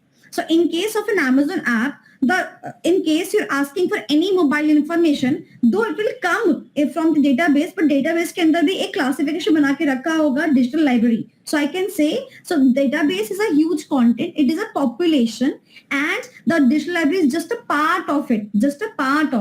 Database के अंदर तो आपका और मेरा, अगर हम consumer है तो consumer का database भी जाएगा, yes or no? तो वो भी एक part है database का, but specifically it is a kind of digital library. Is that clear? आपके सिस्टम के अंदर भी एक लाइब्रेरी होती है, किसकी, म्यूजिक की होती है, बस सिमिलरली यहाँ पर इसके अंदर होती है। This we called as a digital library. Okay, ma'am. Last but not least, we have to interchange the data. That means interchange the data यानी कि अगर आपका डेटा जो है एट लास्ट कहाँ पर जाके सेव है, डिजिटल लाइब्रेरी पे जाके सेव है, तो जैसे ही मैंने डाला कि मुझे मोबाइल के बारे में दिखाओ, तो उसको क्या करना पड़ेगा, जाके पीछे से मोबाइल का कंटेंट लाके और फ्रंट एंड पे लाना पड़ेगा, बैक एंड से जाके फ्रंट एंड पे लाना पड़ेगा. दैट मीन्स अगर कोई कम्युनिकेशन नहीं है बैक एंड और फ्रंट एंड की, तो वो चीज हमें दिखाई ही नहीं देगी. तो there has to be a data interchange. आप मुझे बताओ मेरे पास में ध्यान से मेरी बात सुनिएगा, मेरे पास में कस्टमर का डेटा है, यानी कि आप लोग का डेटा मेरे पास में है, सबका डेटा है, सबने गूगल फॉर्म भरा है. क्या वो डेटाबेस क्रिएट हुआ? हाँ जी, बिल्कुल क्रिएट हुआ. पर क्या वो डेटाबेस आपके साथ शेयर्ड है? नहीं ना. शेयर करने के लिए मुझे क्या करना पड़ेगा, कम्युनिकेशन डालना पड़ेगा. That means front back and का सामान फ्रंट एंड एक्सेस करने के लिए कम्युनिकेशन डालना पड़ेगा. अगर अमेजोन ये कम्युनिकेशन ना डाले, अगर अमेजोन ये इंटरचेंज ना डाले, तो आपको कोई भी चीज की खबर नहीं मिलेगी. जैसे कि अभी आपको एक दूसरे की खबर नहीं है. Is that clear? तो हमें को 4 चीजें चाहिए. पहला क्या है, कंप्यूटर सर्वर डेटाबेस के साथ. सेकंड, मोबाइल ऐप चाहिए. थर्ड, डिजिटल लाइब्रेरी चाहिए. और फोर्थ, मेरे को डेटा इंटरचेंज करने के लिए चाहिए. दैट मीन्स बैक एंड से जाके फ्रंट एंड में मेरे को डिस्प्ले कर दे. Otherwise it will be just a kind of portal जिसमें कि डेटा जाके सेव होता चला जाएगा. बात समझ आ गई? ओके, आगे चलते हैं. आवर नेक्स्ट कंपोनेंट, हमारा टोटल 6 कंपोनेंट है, हम 3 कंपोनेंट कर चुके हैं. आगे चलते हैं. नेक्स्ट इज इंटरनेट और नेटवर्क. ऑब्वियसली बात है, आपको ये चाहिए होगा. इस पे आप ये वर्ड लिख देना, 5G लेटेस्ट आ चुका है. Then we need a web portal यानी कि we need a website to run our business. Web portal यानी कि front end. आप अगर बताओगे तो नाम तो आपको बताना ही पड़ेगा वेबसाइट का. तो you need a web portal, a website, जिसपे कि कस्टमर आगे एक्सपीरियंस करेगा, बाय करेगा आपके गुड्स और services. And last is your payment gateway, जिसपे कि आपके कस्टमर आगे क्या करेगा, ऑनलाइन पेमेंट करेगा. सो 3 जो है पीछे के वो बहुत आसान है, और जो आगे की 3 है वो थोड़ा टिपिकल है, जिसमें कि आपका टेक्नोलॉजी वाला पार्ट जो है वो थोड़ा टिपिकल है. That's it. ठीक है, तो ये क्वेश्चन एग्जाम में देखने को आपको मिल सकता है. अगर मेरे जैसे एग्जामिनर होगा तो दे देगा, पर मेरे ऐसा क्यों होगा, उसने मेरा पानी थोड़ी पिया है. ओके, चलो. So the next question is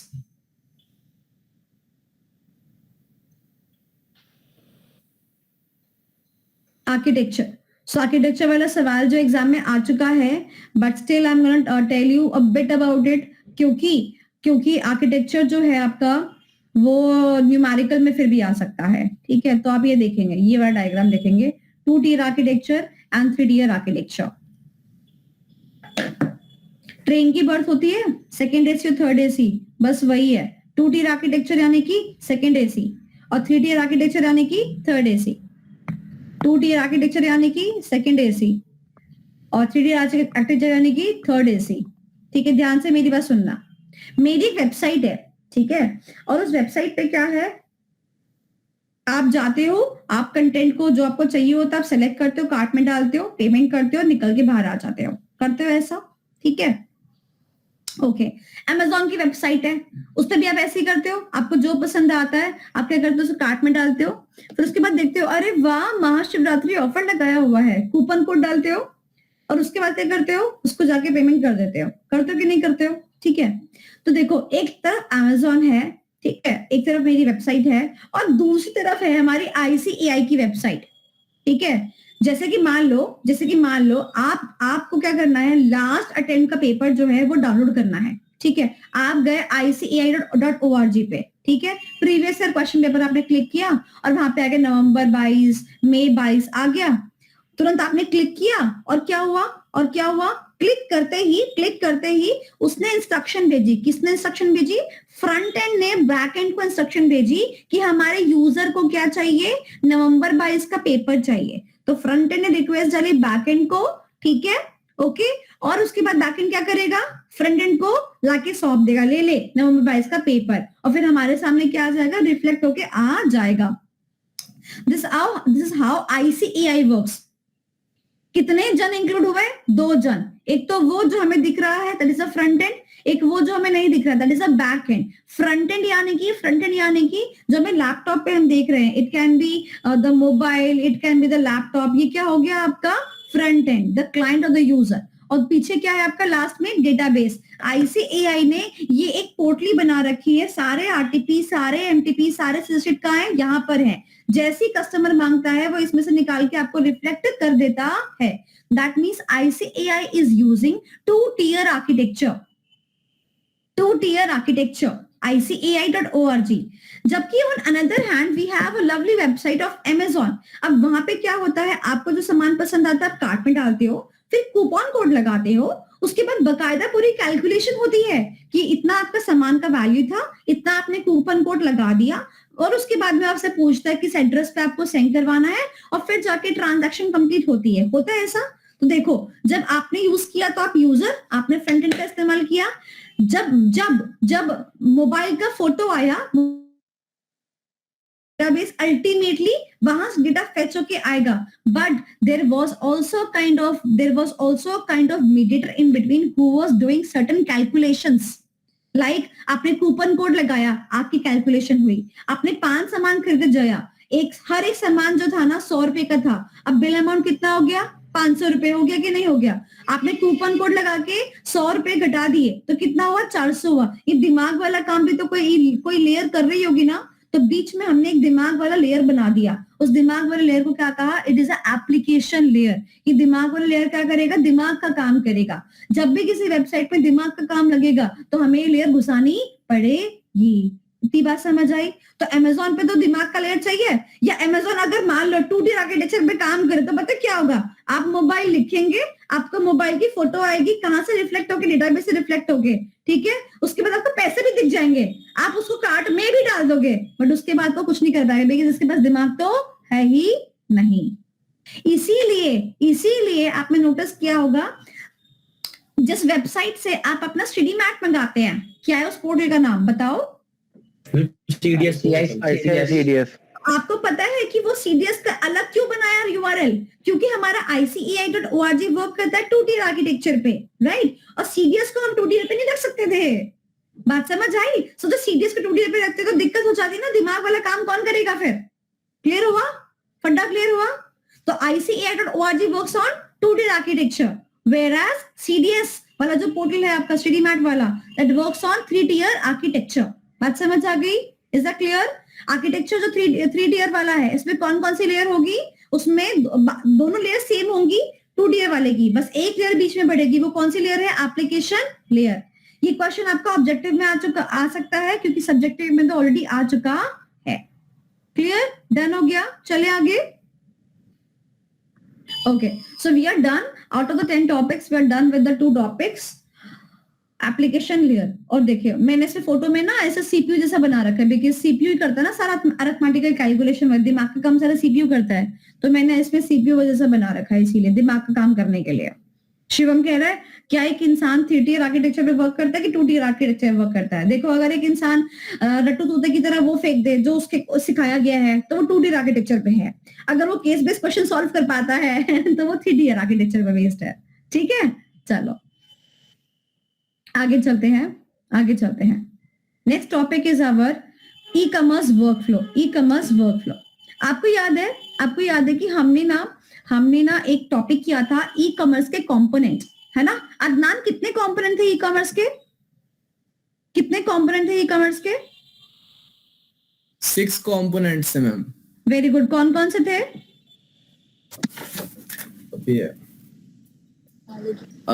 पहला तो यूजर था, ठीक है। आपको सिस्टम चाहिए, उसके बाद नेटवर्क होना चाहिए। अदनान, नहीं बताया था मैंने। वेंडर होना चाहिए। ठीक है, vendor, very good, okay. Technological, one of that technological infrastructure, web portal, payment gateway and एक और चीज है जिसकी स्पीड स्लो होने से हमारी क्लास नहीं चलेगी, इंटरनेट। हाँ ठीक है, गुड जॉब, बच गया, पेनल्टी लगने से बच गया। ओके, अब ध्यान से मेरी बात सुनना। एक क्वेश्चन है आपका ई कॉमर्स का कंपोनेंट्स और एक क्वेश्चन है ये ई कॉमर्स का वर्क फ्लो। बच्चा जो कंफ्यूज होता है वो इन दो क्वेश्चन में कंफ्यूज होता है कि वर्क फ्लो पूछा है कि कंपोनेंट पूछा है, और वो इन दोनों क्वेश्चन में कंफ्यूज होकर गलत आंसर लिख के आता है। ध्यान से पढ़ेंगे वहां पर शब्द वर्क फ्लो है या शब्द कंपोनेंट है। कंपोनेंट है तो जो पढ़ा चुकी हूँ वो आएगा, और अगर वर्क फ्लो वर्ड है तो जो ये वाला वर्क फ्लो है, जो ये डायग्राम ये वाला है, ये वाला डायग्राम आएगा। Is that clear? क्या इतनी बात समझ आई? ओके, नाउ ये डायग्राम आप सभी बच्चों के पास है, बुक में भी गिवन है, ठीक है। I am giving you 1 minute, ठीक है। आप इस डायग्राम को देखो क्योंकि यूजुअली आप ही करते हो, ठीक है, और उसके बाद जो मैंने आपको एक्सप्लेनेशन दे रखी है उसको पढ़ लो। Giving you 1 minute.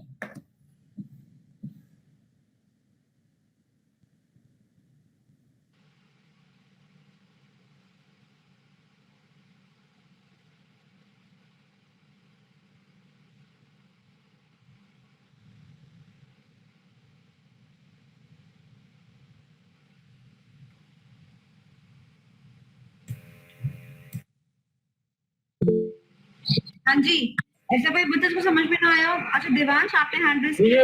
ये वाला तो समझ में आ गया मैम। इसके अलावा पूछा था जैसे मैम जो स्पेशलाइज्ड मॉल जिसकी आपने बात करी थी उस टाइम पे, हाँ, हम उसकी जगह जैसे 99 एकड़ हम ना लिखे तो हम IKEA लिख सकते हैं। बिल्कुल डेफिनेटली, वो भी एक स्पेशलाइज्ड मॉल है Specialized mall है। वो मिलता है। जहाँ पे होम डेकोर मिलता है। हाँ जी, डेफिनेटली। देवांश, मुझे IKEA से तो गिफ्ट करने वाला, तुम लोगों को क्या पता, हमारे पीठ पीछे ऐसी बात हुई थी। It was like कि मैम आप बताओ क्या चाहिए आपको IKEA से। मैंने कहा मुझे ड्रेसिंग टेबल दिला दे, मुझे मेकअप का बहुत शौक है। मैम एक क्वेश्चन था। Okay, so Deepanshu, before you proceed, anyone जिसको डाउट है इस वाले क्वेश्चन के अंदर? नहीं ना? ओके, तो ध्यान से आपने बस एक चीज ध्यान रखनी है, कंपोनेंट वर्ड है या वर्क फ्लो वर्ड है, दोनों की वेटेज भी सेम ही होगी एग्जाम के अंदर, ठीक है। और दोनों ही क्वेश्चन के अंदर आपने डायग्राम बना के आना है, ठीक है। अब आप सुंदर सा वो वंश नहीं बना सकते तो एटलीस्ट इतना तो लिख सकते हैं कि नाम लिख सकते हैं ना, कस्टमर लॉगिन, फिर कार्ट, नाम लिख सकते हैं, हेडिंग बना सकते हैं। अगर आप आइकन नहीं बना सकते तो एटलीस्ट आप नाम लिख के बना दीजिए फ्लो चार्ट, ठीक है। हाँ, yes, over to you Deepanshu, your query please. Ma'am आपने ई मॉल्स के बारे में बताया था मैम, इसमें 2 टाइप्स बताया, जनरल और स्पेशलाइज्ड मॉल। मैम अगर इस डेफिनेशन से देखा जाए जनरल मॉल्स में तो मोस्टली अमेजोन, फ्लिपकार्ट सब कुछ कवर हो जाएगा मैम इस हिसाब से तो। डेफिनेटली मैम तो फिर मतलब वेबसाइट जो आपने पीछे, ये तो फिर क्लैश हो जाएगा काफी सारी चीजें। समझी नहीं, मैं तुम्हारा क्वेश्चन नहीं समझी। मैम इसमें तो मतलब ये कहना चाहता हूँ कोई भी साइट जैसे ऑनलाइन प्रोडक्ट सेल कर रही है तो सभी कवर हो जाएंगी फिर तो। क्यों सेल हो जाएंगी? Have you visited 99acres.com? नहीं मैम 99 तो ठीक है, और कई सारी है property.com, वो तो स्पेशलाइज हो गई, बट जो जर्नल में इसमें तो मैम सभी आ जाएगा ना, अगर कोई भी पर्टिकुलर स्पेशलाइज नहीं है, जैसे उसमें फ्लिपकार्ट भी आ जाएगा, ब्लिंकिट भी आ जाएगा, सब कुछ आ जाएगा। हाँ, तो यही पूछना था मैम। सारे जितने भी हैं वो सारे आ जाएंगे। और मैंने आपको स्पेशल और जनरल क्यों बताया, ध्यान से मेरी बात सुनना। एग्जाम में क्वेश्चन आ सकता है, what are the 2 types of e malls. अब जो बच्चा अमेंडमेंट करके नहीं गया होगा ना, वो कहेगा ई मॉल के भी टाइप थे क्या। इसीलिए मैंने आपको एक कवर स्पेसिफिकली कराया कि जिसके 2 बच्चे होते हैं, स्पेशलाइज्ड और जनरल। और नेक्स्ट क्वेश्चन आ सकता है कि वो आपको कोई भी वेबसाइट दे सकता है और फिर पूछ सकता है कि ये कौन से टाइप का मॉल है, जनरल है या स्पेसिफिक है, वो ये पूछ सकता है आपसे, ठीक है। तो अगर आपको उसकी पता होएगी तो आपको मालूम पड़ जाएगा, ठीक है। चलो, okay, so we are done with the workflow also. Anyone having any doubts with respect to the workflow? I don't think so कि होगा। यस और नो? चलिए, next I'll request Vansh, Ritik, Mehak and other people to on their cameras. Okay, risk and controls. Obviously बात है, हमारे पास में e commerce है तो उसके रिस्क और कंट्रोल्स भी होंगे। ध्यान से मेरी बात सुनिएगा, मुझे लगता है एग्जाम के लिए रिस्क इंपॉर्टेंट है कंपैरेटिवली, और कंट्रोल्स के अंदर जो मैं आपको एक पार्ट बताऊंगी वो होगा इंपॉर्टेंट। तो risk can come into your तो रिस्क जो होता है, रिस्क हमारे पास में ऐसे रिस्क है, ध्यान से सुनिएगा, जो कि कुछ रिस्क हमारे पास पहले से थे और फिर कुछ रिस्क ना अमेंडमेंट में ऐड हुए इन द अटेम्प्ट 2021, ठीक है। अब ध्यान से मेरी बात सुनिएगा, जितने की रिस्क नीचे दे रखे हैं, यानी कि डेंजर वाला जो निमोनिक है ना, ये पुराने वाले रिस्क है, और जो सैड वाला है ना, ये नए वाले रिस्क है।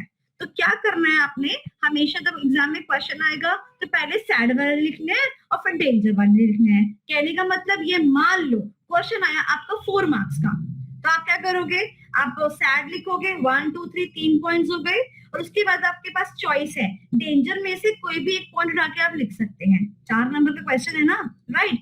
मान लो अगर आप ये ना करना चाहो तो क्या करोगे, 3 एक्सप्लेन कर दिए और चौथा बना दिया अदर रिस्क में बी एज फॉलोज, तो बाकी सारे अदर्स में डाल दिए। Is that clear? तो आपने नए वाले जो रिस्क है वो पहले लिखने हैं, पुराने वाले रिस्क को बाद में लिखना है, क्योंकि वो चेक करते हैं कि आप अमेंडेड कंटेंट पढ़ रहे हैं कि नहीं पढ़ रहे हैं। क्या इतनी बात समझ आई? ओके। अब रिस्क जो है, रिस्क की बात करते हैं। तो क्या ये वो रिस्क है, क्या वो रिस्क है जो कि आपको नॉर्मली पता है? Privacy and security, easy. Attack from hackers, hackers का दूसरा नाम क्या था? स्पाईवेयर। बैठा रहता है ना हर टाइम, वेरी गुड। और next is denial of service. Oh my God, denial of service. Ma'am actually भी ना अब वेबसाइट वर्क नहीं कर रही है। वैसे अगर मैं ऑफलाइन की बात करूं तो इसका बेस्ट एग्जांपल है एसबीआई। जब देखो सर सर्वर डाउन है ना, ऑफलाइन मोड में तो ऐसा रहता है। तो वही काम जब वेबसाइट ई कॉमर्स वाली करे तो उसको क्या बोलते हैं? Denial of service. ओके, चलिए नेक्स्ट वाले पॉइंट आते हैं आपके नॉर्मल पॉइंट। डेटा की थेफ्ट हो सकती है, ऑथेंटिसिटी की प्रॉब्लम हो सकती है, इंटरनेट की एक्सेस चाहिए आपको, और इंटरनेट यानी कि बहुत सारा वायरस, गुड्स की क्वालिटी में इश्यू आ सकता है। मैंने राइस मंगाया किसी और क्वालिटी का, आगे किसी और क्वालिटी का। मैंने भी कुछ दिन पहले ना सिरका वाली प्याज मंगाई थी, वो जो छोटी वाली प्याज होती है ना, वो मंगाई थी, और उन्होंने भेज दी मुझे ऐसी प्याज जो कि बिल्कुल वर्थलेस थी। तो क्वालिटी की इश्यू हो सकती है। उसके बाद में transactions may not be recognised. Ma'am आपका तो ऑर्डर ही प्लेस नहीं हुआ था, मैम हमारे पास तो आया ही नहीं थी कंफर्मेशन। अच्छा मैम आपके पेमेंट प्रोसेस हो गए, हमें तो पता ही नहीं था। ये सारे किसके अंदर आते हैं? Transactions may not be recognized. And last is repudiation of contract. Repudiation का मतलब क्या होता है, कौन बताएगा? रेपुडिएशन यानी कि revoke. Very good, revoke of the contract. जैसे कि आप लोगों ने बहुत करा होगा, स्टार्टिंग में जब डोमिनोज शुरू हुआ था तो सबने पिज्जा मंगाया, उसके बाद में वो पिज्जा लेके दरवाजे पे खड़ा है, कैश ऑन डिलीवरी, ठीक है। उसके बाद हमने तो पिज्जा मंगाया नहीं था, तो बायर ने क्या कर दिया? रेपुडिएट कर दिया कॉन्ट्रैक्ट, ठीक है। तो उसको बोलते हैं repudiation of the contract, either by the customer और by the service provider. Ma'am cab वाले भी करते हैं काफी। अभी भी करते हो? मैम कैब वाले करते हैं आजकल तो, ओला और उबर वाले। अच्छा कैसे करते हैं? मैम वो जैसे कि पहले तो हम उनको जैसे कोई वो कर देंगे कि हाँ भाई अब डेस्टिनेशन डाल दिया और वो सेलेक्ट हो जाते हैं, बट लेटर देन मैम जैसे हम 5 मिनट हो जाएंगे जब खड़े खड़े, तो उसके बाद हम वो कैंसिल कर देते हैं, राइट? एग्जैक्टली, बहुत इश्यूज होते हैं मैम। ये भी होता है, आप बैठा लेते हैं, बोलते हैं आप कैंसिल कर दो, आपको पहुंचा देंगे, आप मुझे हाथ में कैश दे देना। और मैम हम कैंसिल करें तो 50 रुपए लग जाते हैं फाइन। हाँ, वाह, ये सब लिख किया ना एग्जाम के अंदर, ठीक है, चलो great job. I think so कि रिस्क तो आसान थे, आप लिख लोगे, बट रिस्क को लिखने की कला बता रहे हो। रिस्क अगर 5 नंबर में आ जाए तो कैसे करोगे? बस 5 नंबर में पहले सैड वाले पॉइंट लिखोगे, फिर उसके बाद क्या करोगे? जितने अदर डेंजर वाले पॉइंट्स थे उनमें से या तो 2 पॉइंट उठा के एक्सप्लेन कर दोगे, या फिर अदर रिस्क के सारे पॉइंट्स लिख दोगे। Is that clear? तो आपने ना ध्यान देना है कि आप सैड वाले पॉइंट्स पहले लिखें, अमेंडमेंट वाला पार्ट वही है। अब बात करते हैं कंट्रोल्स की। अब अगर रिस्क है तो कंट्रोल्स भी लगाने पड़ेंगे, तो नेक्स्ट टॉपिक जो आपका आता है वो आता है कंट्रोल्स। अब देखो कंट्रोल किस किस पे लगाएंगे? कंट्रोल उस पे लगाएंगे ना जो हमारे वेबसाइट को यूज करता है, जो हमारे ई कॉमर्स को यूज करता है, यानी कि जो यूज करता है वही इंसान जो है हमारा रायता फैलाने का काम भी करेगा। देखो यूजर्स, सेलर्स और मर्चेंट, और आपको पता है यही वो 3 लोग हैं इवन जिनको बेनिफिट्स भी थे। याद करो, सेलर्स, बायर्स और गवर्नमेंट, यही वो 3 लोग भी थे जिनको बेनिफिट भी हो रहा था, और वही लोगों के ऊपर हम क्या लगा रहे हैं? कंट्रोल लगा रहे हैं, क्योंकि अगर हम तुम पे कंट्रोल नहीं लगाएंगे तो तुम ही बेनिफिट नहीं उठा पाओगे, राइट? तो हमारे पे हम क्या कंट्रोल लगा रहे हैं? यूजर क्या होना चाहिए? जेन्युइन होना चाहिए। सेलर क्या होना चाहिए, सेलर भी अपनी सारी चीजें साफ साफ बता दे कि मेरा ये डिस्काउंट है, मेरा ये प्रमोशनल कोड है, ये सब कुछ चीजें साफ साफ बता दे। सेलर भी सही होना चाहिए और धोखाधड़ी वाला सेलर नहीं होना चाहिए।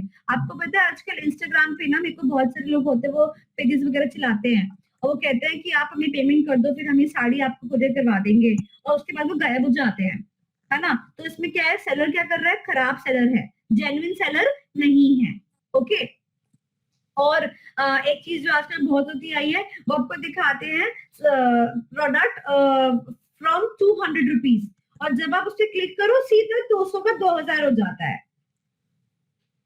देखा होगा आपने, इसका ही इसीलिए बोल दिया उन्होंने। Next is government. गवर्नमेंट के लिए, गवर्नमेंट में भी हम क्या करते हैं, गवर्नमेंट भी कहती है कि भैया all products and services should be legal in nature. अब मेरे को चरस गांजा मिल सकता है क्या अमेज़न पे, बताना कभी अगर हो पाए तो। मैंने तो अल्कोहल भी ढूंढा बहुत, वाइन वगैरह मिल सकती है क्या, ऑप्शन है क्या? नहीं। शशांक मैम मैं लिमिटेशन में डाल के आऊंगा all goods are not available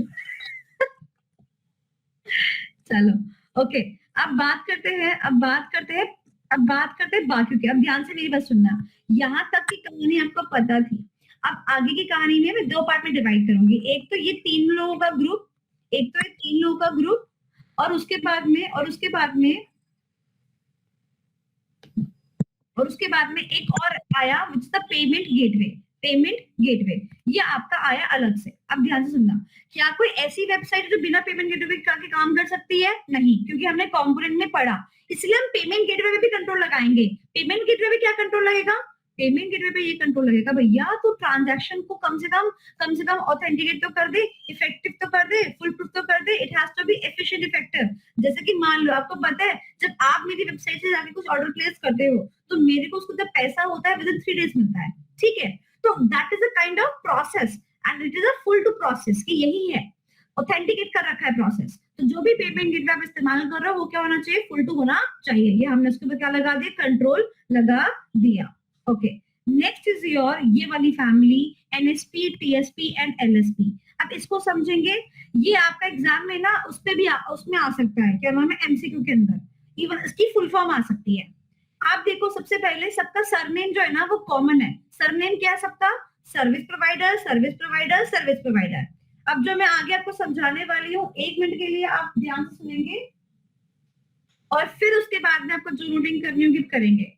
लोग कौन है, सर्विस को प्रोवाइड करने वाले, इसलिए हमने क्या बोला, सर्विस प्रोवाइडर। अब ध्यान से मेरी बात सुनेंगे, हम नीचे से ऊपर कर चलेंगे। एलएसपी, एल यानी कि लॉजिस्टिक्स, क्या आपको लॉजिस्टिक्स समझ में आता है?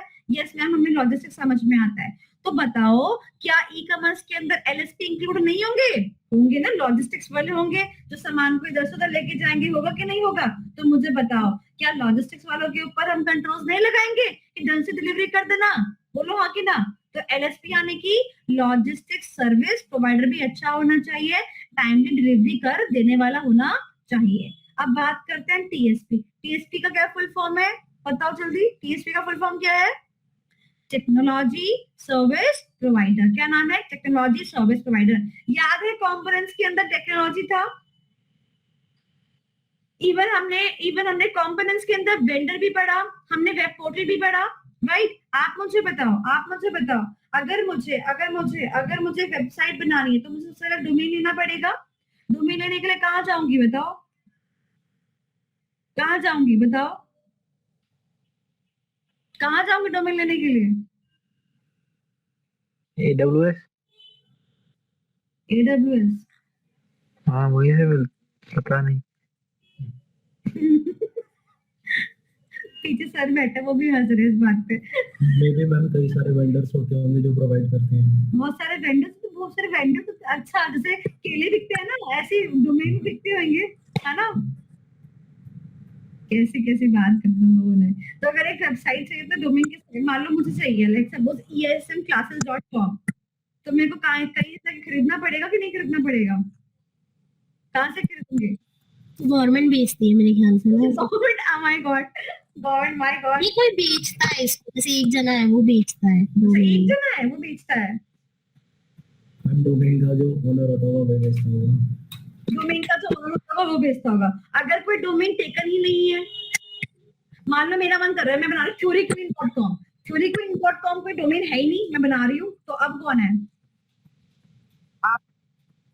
है मैं, अरे theoryqueen तो मैं हूँ। अरे तो आपने .com कैसे लगा दिया? .com ही तो डोमेन है। .com is not the domain।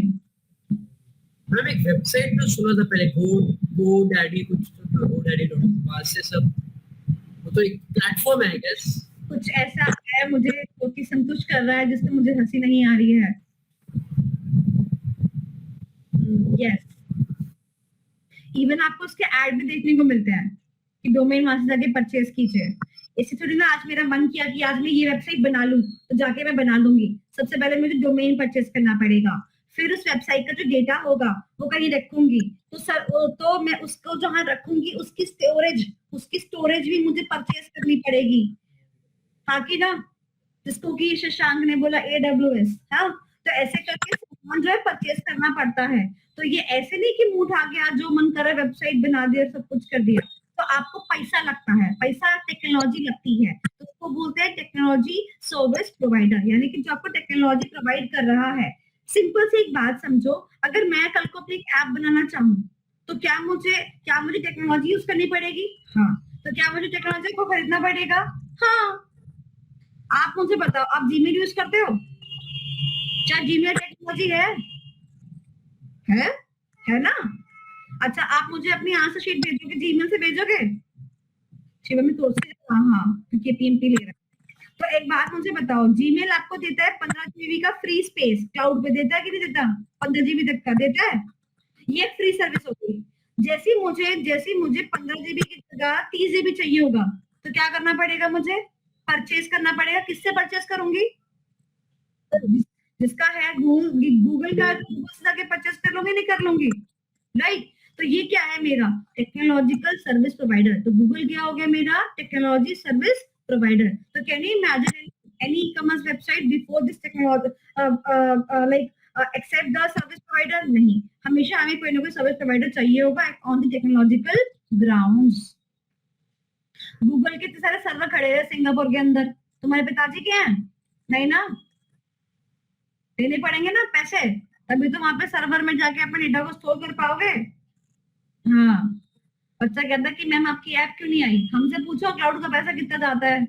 इतना पैसा जाता है कि एक इंसान सोचेगा सैलरी दे दे। चलो okay, next TSP, next NSP। NSP यानी कि नेटवर्क सर्विस प्रोवाइडर। NSP यानी कि नेटवर्क सर्विस प्रोवाइडर। नाउ हम लोगों ने पढ़ा था ना कि बिना नेटवर्क के काम नहीं चल पाएगा, बिना नेटवर्क के काम नहीं चल पाएगा। किसके अंदर? ई-कॉमर्स के अंदर। सो वो वी नीड अ नेटवर्क। क्या अभी मेरी क्लास हो सकती है बिना नेटवर्क के? नहीं हो सकती। अगर नेट चला जाएगा तो क्लास भी खत्म, right? Similarly there can not be any e-commerce transaction without a network. ठीक है, अब ध्यान से मेरी बात सुनना। तो इसका मतलब ये वाली बात हमें समझ में आई कि ई-कॉमर्स की ट्रांजैक्शन बिना नेटवर्क के हो नहीं सकती, इसीलिए हमारा नेटवर्क क्या होना चाहिए? अच्छा होना चाहिए। तो जब भी मैं क्लास बिगिन करती हूँ तो व्हाट आई इंश्योर कि जिससे मैंने अपना नेट का सर्विस ले रखा है वो प्रोवाइडर जो है मेरे को सही सर्विस प्रोवाइड करे, जिसमें कि सही बैंडविड्थ आ रही हो। और तो और मैं ये भी इंश्योर करूंगी, क्योंकि मेरा नेटवर्क के थ्रू काम चल रहा है, तो बेसिकली उस नेटवर्क का भी एक्सेसिबिलिटी है, तो वो मेरा डेटा जो है वो कहीं और जाके रिफ्लेक्ट ना करे। तो मेरा डेटा जो है हमेशा होना चाहिए। अब आप सोचो, कोई भी चीज वहां पर कि ऑन टाइम मुझे नेटवर्क नहीं मिलेगा तो मुझे क्या होगा? मुझे तो लॉस होना चालू हो जाएगा। अगर मान लो मेरी एक क्लास जो है मेरी एक क्लास जो है वो नहीं हुई, और मान लो ये क्लास मेरी नॉर्मल क्लास नहीं है, अनअकैडमी की क्लास है, तो अनअकैडमी वाला तो खा जाएगा उस टीचर को कि तुमने क्लास क्यों नहीं ली उस टाइम पे, है ना? So there has to be the proper network controls. सो 3 लोगों पे कंट्रोल लगा है। कौन कौन से लोग थे? NSP, TSP और LSP। कौन कौन से लोग थे? NSP, TSP और LSP। L से लॉजिस्टिक्स, T से टेक्नोलॉजी और N से नेटवर्क। बात समझ में आ गई? सो ये था आपका कंट्रोल्स जो आपने लगाए डिफरेंट लोगों के ऊपर। ओके, अब एग्जाम में इसमें से एमसीक्यू आ सकता है, फुल टू क्वेश्चन मुझे कम से कम उम्मीद लग रही है। एमसीक्यू में फुल फॉर्म पूछ सकता है, बच्चा फुल फॉर्म करके शायद ही जाए वो एनएसपी टीएसपी के। चलिए अब आगे चलते हैं, आगे चलते हैं और ये वाला क्वेश्चन करते हैं। ये वाला क्वेश्चन, जो क्वेश्चन अगर आएगा एग्जाम के अंदर तो ये आ सकता है, how to apply these controls, यानी कि जो कंट्रोल्स हमें लगाने हैं लोगों के ऊपर, जो कि हमने अभी पढ़े पिछले ही पेज पर, अगर मुझे वो लगाने होंगे तो मैं लगाऊंगी कैसे? अगर मुझे कंट्रोल्स लगाने हैं तो मैं कंट्रोल्स लगाऊंगी कैसे? तो सबसे पहले उसने बोला लोगों को जिन पे कंट्रोल्स लगाने हैं और जिन पर की आप चाहते हो कि जो ई कॉमर्स यूज कर रहे हैं, start educating the participant, every participant, यानी कि जैसे आपसे मैं कहते हैं ना डू नॉट शेयर ओटीपी बोलते हैं, तो वो कह रहा है कि एजुकेशन देना शुरू करो, कंट्रोल्स लगाने के लिए एजुकेशन देना चालू करो। हमने कहा ठीक है भाई, तो कस्टमर था ना, आपने पढ़ा था अभी कि अभी कस्टमर के ऊपर कंट्रोल लगाते हैं, यूजर के ऊपर कंट्रोल लगाते हैं, तो कंट्रोल्स को लगाएंगे कैसे?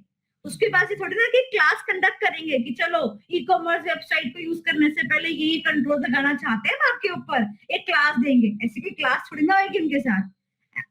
आई थिंक सो आपको समझ में आ रही है चीजें। तो हम क्या करेंगे, वेबसाइट पे जैसे जाएंगे तो वहां पे क्या लिखेंगे, आप ओटीपी को शेयर ना करें, जब तक आपकी पेमेंट प्रोसेस ना हो जाए आप सेम पेज पे रहें, कोई बटन को क्लिक ना करें, है ना, ये सब चीजें आपको दे रखी होती है, डूज एंड डोंट्स दे रखे होते हैं। यहाँ पर हमने लोगों को कंट्रोल लगाने के लिए लोगों को एजुकेट करना चालू किया। उसके बाद और क्या करना चालू किया, हमने पॉलिसीज को साफ साफ लिखना चालू किया, जैसे कि refund policy, shipping policy, billing policy, हमने इसको भी साफ साफ करना चालू किया कि कोई भी एम्बिग्यूटी ना रहे, दैट मींस प्रॉपर कम्युनिकेशन दी। अगर प्रॉपर कम्युनिकेशन देंगे तो ऑटोमेटिक वो सही से काम करेंगे। Next, ensure compliance with the industry body standards, यानी कि अगर हम जितने भी रूल्स एंड रेगुलेशंस है, अगर हम रूल्स एंड रेगुलेशंस बंदों को समझा दे, बता दे, और अगर ई कॉमर्स वेबसाइट सारे रूल्स एंड रेगुलेशंस को कंप्लाई कर दे तो हो ही नहीं सकता कि कोई ई कॉमर्स ट्रांजैक्शन खराब हो जाए। एग्जाम्पल, आप जो हो, ध्यान से मेरी बात सुनना, आप जो इस बात को जानते हो कि अगर आप आईआरसीटीसी की वेबसाइट पे जाके कोई ट्रेन को बुक करते हो तो देखते हो कि वो 2% कुछ एक्स्ट्रा चार्ज करता है, देखा है आपने, है ना, और 10 रुपए या 30 रुपए वो एक्स्ट्रा चार्ज करता है अगर डेबिट कार्ड से पे करते हो ये और वो, क्योंकि उसका पैसा कहाँ जाता है, कंपनी के पास जाता है, गवर्नमेंट के पास जाता है इन सर्टेन केसेस। तो वो एक रूल्स एंड रेगुलेशंस बना रखे हैं। आरबीआई ने कहा अगर आप एक ई कॉमर्स वेबसाइट हो तो आप एक पेमेंट गेटवे का इस्तेमाल जरूर करोगे। हमने कहा पेमेंट गेटवे का इस्तेमाल करोगे तो आपको पैसा भी उस अकॉर्डिंग लेना पड़ेगा जिस अकॉर्डिंग आरबीआई आपसे लेने को कहता है। मैं डायरेक्टली पेमेंट गेटवे पे अपना बैंक अकाउंट नहीं लगा सकती। You are using a payment gateway, that means you are using the person of others, you are using the services of other company, that means you have to go through certain process. तो अगर मेरी website पे आपको payment gateway दिख रहा है तो मैंने आरबीआई की गाइडलाइंस फॉलो की है। अगर मैं आरबीआई की गाइडलाइंस को फॉलो करती नहीं हूँ in case of e commerce website तो मेरे को दिक्कत होगी। हालांकि मेरी वेबसाइट ई कॉमर्स वेबसाइट नहीं है तो मेरे पर एप्लीकेबल नहीं होता। ओके, अब जो लास्ट वाला पॉइंट है ना, ये वाले पॉइंट को आप ढंग से पढ़ोगे क्योंकि ये वाला जो पॉइंट है इसका जो सवाल है वो अलग से भी आता है और सेपरेटली भी आ सकता है, हालांकि मैं इसको छुड़वा सकती थी बट मैं छुड़वा नहीं रही हूँ। मैं आपको बता रही हूँ, ध्यान से मेरी बात सुनेंगे। Protect your e commerce business from intrusion, ध्यान से मेरी बात सुनेंगे। देखो दो वर्ड होते हैं, ध्यान से सुनना। एक होता है इन्वॉल्वमेंट और एक होता है इंट्रूजन। इन्वॉल्वमेंट यानी कि पॉजिटिव सेंस में, इंट्रूजन यानी कि नेगेटिव सेंस में। इंट्रूजन का सेकंड नाम मैं लिख सकती हूँ इंटरवीन। जैसे मान लो आपको ना एक प्रोजेक्ट बनाने को मिला, ठीक है, चलो आपने मुझसे बोला कि मैम देखो आपने तो अपनी लाइफ में जो प्रोजेक्ट बनाए होंगे ना, प्लीज आप हमारे साथ मिलकर प्रोजेक्ट बनाओ। मैंने कहा ठीक है। इसको क्या बोलते हैं, इन्वॉल्वमेंट, यानी कि पॉजिटिव सेंस है, बच्चा चाहता है कि मैं इन्वॉल्व हूँ।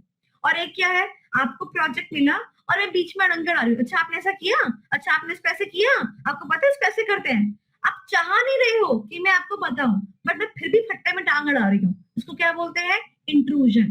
क्या बोलते हैं, इंट्रूजन, यानी कि इंटरवीन करना। तो बताओ कौन सा अच्छा होता है, कौन सा बेटर होता है, बेटर होता है इन्वॉल्वमेंट। कौन सा बेटर होता है? इन्वॉल्वमेंट, ना कि इंट्रूजन। बात समझ आई? तो बताओ, हमारी बिना चाहत के कौन आ जाता है? इंट्रूडर्स। कौन आ जाते हैं? इंट्रूडर्स। और जिनको हम चाहते हैं वो क्या होते हैं? जिनको हम चाहते हैं वो क्या होते हैं? इन्वॉल्वमेंटर्स। ठीक है, तो आप बताओ, अगर आप एक ई कॉमर्स वेबसाइट रन करते हो तो ऐसी कौन कौन सी चीज है जो कि आप नहीं चाहते होंगे, यानी कि इंट्रूडर्स कौन कौन से होंगे? इंट्रूडर्स होंगे वायरसेस। आप चाहते हो वायरस आ जाए? अदनान, आप चाहते हो कि वायरस आ जाए? नहीं ना, बेफजूल में आते हैं ना। तो ये कौन से क्या चीज है? ये है इंट्रूडर। Okay, next hacker. आप चाहते हो हैकर आ जाए? नहीं ना, ये कौन है? इंट्रूडर। Third, passwords. पासवर्ड्स को लेके आपकी पासवर्ड की हैकिंग होती है। पासवर्ड की हैकिंग होती है। लिखो आगे वर्ड, पासवर्ड्स हैकिंग। आप चाहते हो आपका पासवर्ड हैक हो जाए? चाहते हो? नहीं, खुद से हो जाता है ना, तो वो क्या है? Intruding. Next is regular software update. आपने देखा होगा मोबाइल पे भी आपको अपडेट्स आते हैं कि नहीं आते हैं? कभी कभी आपका मन भी नहीं करता है कि आपको अपडेट करना है, यार अभी तो किया था कुछ दिन पहले, होता है ना। तो ना चाहते हुए भी आपके मोबाइल पे क्या आते हैं? अपडेट्स आते हैं। कई बार मैं अपना सिस्टम ओपन करती हूँ, मुझे क्लास लेनी है और क्लास लेने का टाइम हो चुका है, बट वो मुझे अपडेट पॉपअप करके दिखा देता है। और समटाइम्स इट्स लाइक फ्रीकिंग, कि मतलब हम उसको एस्केप भी नहीं कर सकते, होता है। तो ये क्या है? इन्वॉल्वमेंट है? नहीं, ये क्या है? इंट्रूजन। क्या है? इंट्रूजन। क्या है? इंट्रूजन। ये आपका क्वेश्चन एमसीक्यू में भी आ सकता है और ये क्वेश्चन आपका सब्जेक्टिव में भी आ सकता है। और next is your sensitive data का इंक्रिप्शन। आपको पता है ना कि आपकी वेबसाइट पे, आपके लैपटॉप पे, आपके कंप्यूटर पे, आपके मोबाइल पे बहुत सारा सेंसिटिव डेटा होता है, राइट? तो सेंसिटिव डेटा की जो बेसिकली हैकिंग होती है, वो आप खुद चाहते हो कि आपके मोबाइल में जो पासवर्ड सेव्ड है नेट बैंकिंग का, वो कोई चुरा ले? चाहते हो क्या? नहीं ना। तो वो ये कहता है कि आप इसके लिए एक इंक्रिप्शन इंक्रिप्शन टेक्निक यूज कीजिए ताकि आप उसको सेव गार्ड कर सके। उसने आपके आगे सेव गार्ड भी लिखे हुए हैं, ठीक है। तो इस क्वेश्चन को आप एक बार रीड कर लीजिएगा फ्रॉम योर स्टडी मैट। ये क्वेश्चन आ सकता है, लाइक बी कैटेगरी में मैं इसको रखती हूँ। एग्जाम में अगर क्वेश्चन पेपर डिफिकल्ट बनाना हो तो आपसे क्वेश्चन पूछ सकता है, how to protect your e commerce business from intrusion या फिर इंट्रूडर्स। जैसे वायरसेस हैं, तो वायरसेस से कैसे बचोगे? रेगुलर चेक करते रहो कि कहीं हमारे सिस्टम में कोई वायरस तो नहीं आ गया। आप इसके लिए लगाते हो ना, क्या लगाते हो? एंटीवायरस लगाते हो ना, तो चेक करता रहता है कि अरे कोई वायरस तो नहीं आ गया, अरे कोई वायरस तो नहीं आ गया, राइट? तो ऐसे करके पूरे स्टडी मैट के अंदर उसने आपको कंटेंट देके रखा है, आप उसको प्रिपेयर कर लीजिए। It can come for 4 marks and further MCQ में भी आ सकता है कि इनमें से कौन कौन से इंट्रूडर्स हैं। तो समझना, जो आप चाहते नहीं हो वो क्या है? इंट्रूडर्स। और जो आप चाहते हो वो क्या है? इन्वॉल्वमेंटर्स। Is that clear? कोई दिक्कत? एमसीक्यू अगर आपको सब्जेक्टिव में आंसर समझ में नहीं आता तो एटलीस्ट आप इसको एमसीक्यू करके ही आइए। जो आप चाहते हो और जो आप नहीं चाहते, बस आपको उसी में से क्या करना है? चूज करना है। शिवम अच्छे से खा सकता है, मैं नहीं मांगूंगी जो तू खा रहा है। चलो ओके, कुछ भी नहीं खाया। ओके चलो ओके। सो अब देखते हैं, अपनी लिस्ट पे जाते हैं और देखते हैं कि हमारे लिस्ट में से क्या क्या हो चुका है और क्या क्या बाकी है। हमारे पास 10 टॉपिक्स थे, 10 टॉपिक्स थे हमारे पास। 10 में से we are done with the 6 topics. 6 हमने कर लिए। गहरी सांस ले, हाँ गहरी सांस ले ली। चलो, so we are done with the 6 topics.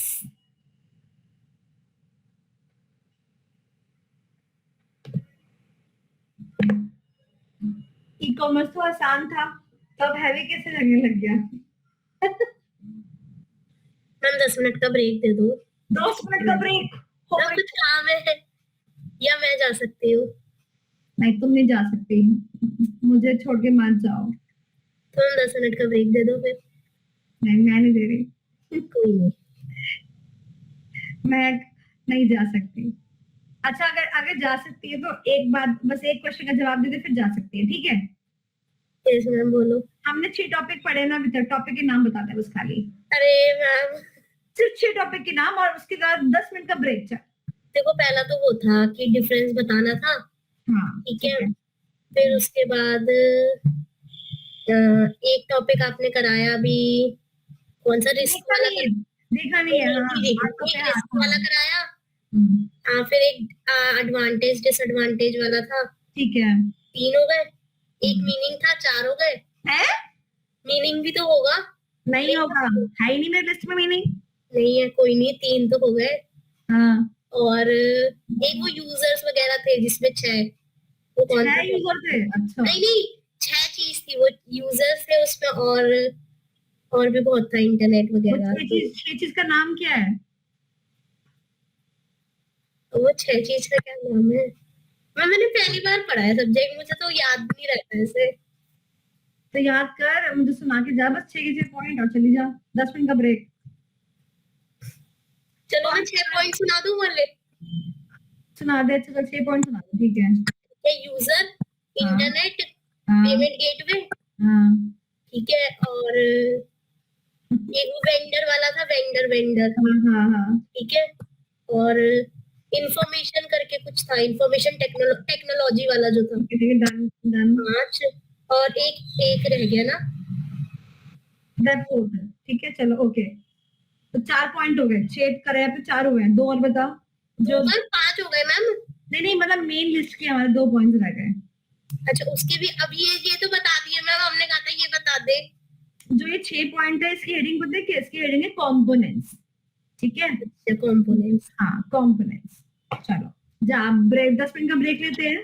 ठीक है और ब्रेक हमने तो सबको दे दिया, आपने मिलने का था। सबका साथ, थैंक यू सबका थैंक यू। 10 मिनट का ब्रेक। उसके बाद हम क्या करेंगे, ध्यान से मेरी बात सुनना। 10 मिनट के बाद में हम एक टॉपिक और करेंगे चैप्टर नंबर 4 का, और फिर will jump to S. Okay चलो।